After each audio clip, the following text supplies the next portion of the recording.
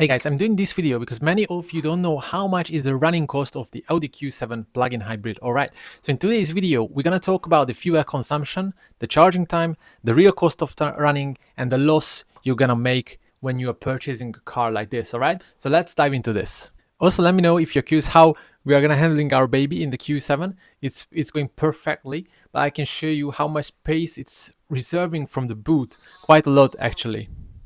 And so if we jump back to the presentation, let me very quickly show you that I also prepared you an Excel for today. So you can get this Excel. If you request me, I can send it over to you. This will show you the real amortization of the car. So you will know what to expect when you purchase a car like this and what costs you will have when you run a car like this.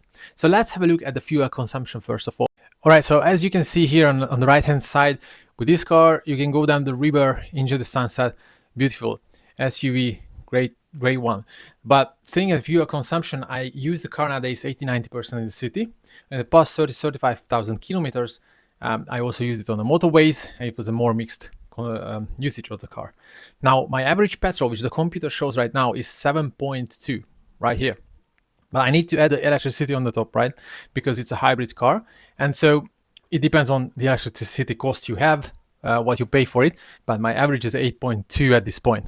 I have a range of 1,100, 1,400 kilometers because the tank of the Q755 TFSIe is 75 liters deep. So I think it could be bigger, but it just simply means that if you top it up, then you can run 650 kilometers with one tank. So it means that your average will be around 11 liters. You can go better, but it depends on your consumptions as well. So bear in mind that the electricity adds on, and we'll be going soon to the real losses you will make with this car. So stay tuned because I prepared you an Excel as well. But really, it depends on your retail price. So if you're in Germany, other parts of Europe, and you top it up on the street, then it has 60 euro cents. It's quite high, and I've calculated it. So you will get around on average 12, 13, 14 liters of consumption, or 10-ish consumption, depends on the price really. So if you top it up with electricity on the street, then your average, it equals to an average of 10, 12 liters of petrol. So it's not really worth it. So if you have a better retail price at home, if you have a sun battery, or I don't know how it's called, on the top of your house, it really worth the investments on the longer term, right? So for me, as mentioned, the average is 8.2 with the electricity if I calculate it for myself. And on the right hand side, you can see a couple of pictures. Went down to the sea and some nice landscapes as well. Next slide is about really simple calculation that my car in the past 32,000 kilometers is consumed 2,624 liters, right? In 1 year, 2 months. And if we calculate with a price of 1.5 euros, then it equals to 3,966 euros, right? Lots of people don't really calculate this, but it's an average over 300 euros per month. It includes electricity, and it includes petrol altogether. So it's quite a decent cost, although I'm not driving too much the car around. So there are folks going 100,000, 200,000 per year, right? And still it's a lot. So the EV range of the car is between 35, 55. It depends on the AC, right? The outside temperature, your tempo. It adds up a lot, whether you go up on the hill, flat surface, whatever. But nowadays, just pre-summer times, June, May, when we don't use the AC and so on, then I could go up to 55 kilometers, which is pretty nice. It's pretty nice, especially if you're doing longer trips, because when your EV range is 55 and you go on a longer trip, then of course your average will be way lower. And it's not just nice to see that such a powerful car with almost 400 horsepower can consume great fuel for you. Now the other thing is that my charging time, I charge it at home with 10 ampere, so it's recommended not to charge over 10 ampere, of course depending on your electricity and infrastructure at home. But in this tempo, the charging time is around 8 hours. Okay, so you need to bear it in mind if you want to charge it at home from 240 voltage. Okay, if you install fast charging infrastructure, then you can go down to 3 hours, I believe. Now the other thing is the amortization. Nobody really tells you about this, and you can see my charger here on this picture. It's pretty convenient. I can use it in the garage or outside the garage. It's nice. So amortization, nobody tells you this, and this is the real running cost. This is the real price of your every kilometer. and this is the real price of your car. And I'm gonna show you very quickly the Excel as well after this one. All right. If you don't want to be surprised where your money has gone, then you need to bear these in mind. You need to have as inputs the purchase price, the year of the car, how old is it, the kilometers you have. You need to have the insurance. I've got two types of insurance. You need to know if it's financed, and you need to know the interest rate. So let me give you an example. If it's financed and you have 100,000 euros of loan and your interest rate is 10%, it doesn't mean that you're going to pay back 110,000 euros. Important. So it means that you're going to pay back around 160,000 euros, 50,000 euros, or 30,000. It depends on the length of your loan, but you need to calculate it. Even with ChatGPT, it will give you the right answer. So it's worth having a look at that. And then again, whether it's collision free, okay, I think it makes sense for all of us that if you break your car, damage your car, then it will be worth less. And we need to know the selling price so you can have a future outlook and check the cars with 200,000, 250,000 kilometers. The older chassis of the Q7 plug-in hybrid, maybe 8 years old car, will be worth around 30,000 euros, right? You need to calculate the service cost per year. You need to see whether you are paying for guarantee extension, and you need to calculate the tires. So let me very quickly show you the overall running cost, okay? And if you need this exercise, a very basic exercise, just wrote it up for you. So the new price of my car was 86,000 euros. Nowadays, this type of car is over 100,000 euros, especially with the specifications. The specifications I have on the car. Selling price in 3 years, right? This is what we talk about.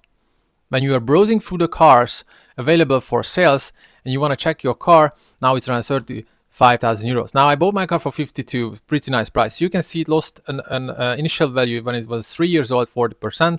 And when I'm going to be selling it, maybe when it's 7 or 8 years old, whenever I hit 200, 250, it's going to be losing again 30% approximately, right? And then I pay for insurance 2,500, normal service per year 1,000, can be over. Tires per year 300 because you need winter tires, summer tires. Every 2 years maybe you're changing it, rough calculation. And the fuel we calculated together is 3,500 euros, right? So my running cost per year is 7,000 euros. Would you have thought that? It sounds a lot. Amortization per year is 5,600. It's just really coming from the selling price and the buying price. So if I bought this car for 86, it would be way higher. So that's why it's not really worth paying for new cars unless you have really cash flow business or you have a limited company which can calculate with VAT and sort of these things. And when you want to rent such car for 100, 150 per year per day, it would be around 40,000 per year. So I would say, of course, not rent this car is worth your time and money, but maybe you lease your car could still be over this running cost. So maybe it's worth purchasing upfront. Now, bear in mind that if your purchase price with finance, if you don't upfront buy this car for 52, then your upfront fee could be 80. And then your amortization per year could be 8,000 or something. So all in all, this car currently costs me 12,000 euros, so approximately 1,000 per month, and I'm not paying any loan for it. It's upfront purchase. So we can say that if you upfront purchase a 3 years old Q7 like this, then your average running cost will be around 1,000.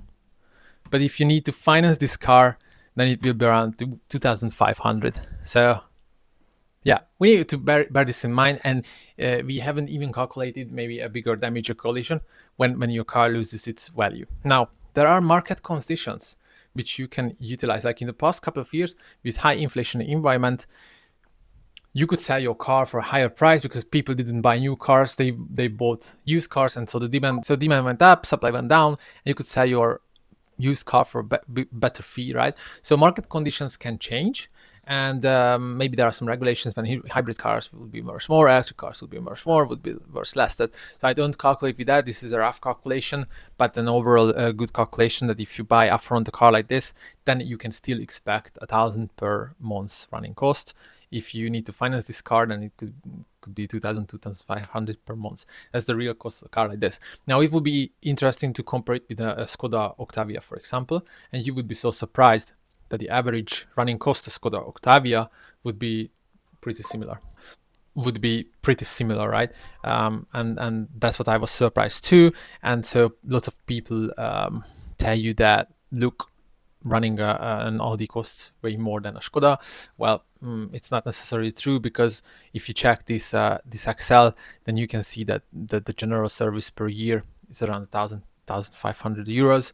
Now for a Volkswagen Group car, another type, not a Lamborghini but a Skoda or a Volkswagen, could be very similar. So it doesn't really matter if their hourly rate is 150 or 110 or 90 euros because your car spends in the service 2 to 3 hours. So it's not the real cost of the car. The real cost of the car is the insurance, right? The amortization you lose on selling the car. The tire set will be again very similar, and the fuel will be the same for Skoda as well. So 8 liter is not a lot. So I hope you enjoyed it. This is, I think nobody really breaks the calculation down for you like this. A very interesting perspective. And from this, you can also calculate that how much does it cost to go 1 kilometer, right? And so the price of 1 kilometer is 40 euro cents. So if you